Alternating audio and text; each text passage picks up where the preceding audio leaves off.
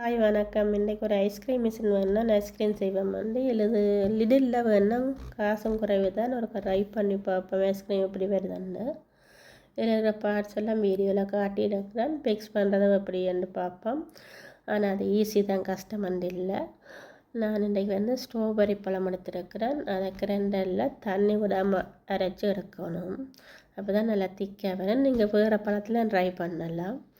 அரைச்செடுத்துட்டு மிஷினை ஃபிக்ஸ் பண்ணிவிட்டு முதல் நாங்கள் க்ரீமை போட்டு 10 நிமிஷம் அடிக்க விடுங்க. அதுக்கு பிறகு மில்க் விடுங்க. அதுவும் 10 நிமிஷம் விட்டுட்டு வெயிட் பண்ணுங்க. பிறகு நாங்கள் அரைச்சி வச்சிருந்த ஸ்ட்ராபெரி பழத்தையும் போட்டுட்டு 10 நிமிஷம் வெயிட் பண்ணுங்க. பிறகு நீங்கள் ஐசிங் சுகர் போட்டுட்டு 40 நிமிஷம் மிக்ஸ் பண்ண விடணும்.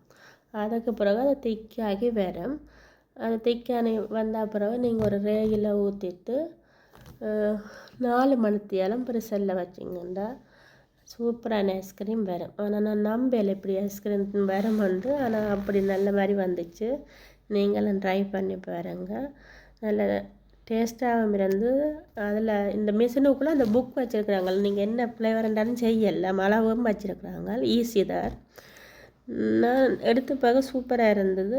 டேஸ்ட்டும் நல்லா இருந்தது. ட்ரை பண்ணி பாருங்கள். பிடிச்சிருந்தால் லைக் பண்ணுங்கள், சப்ஸ்கிரைப் பண்ணுங்கள், ஷேர் பண்ணுங்கள். ஓகே, நன்றி, வணக்கம். திருப்பி இன்னொரு வீடியோவில் சந்திக்கிறேன். ஓகே, பாய்.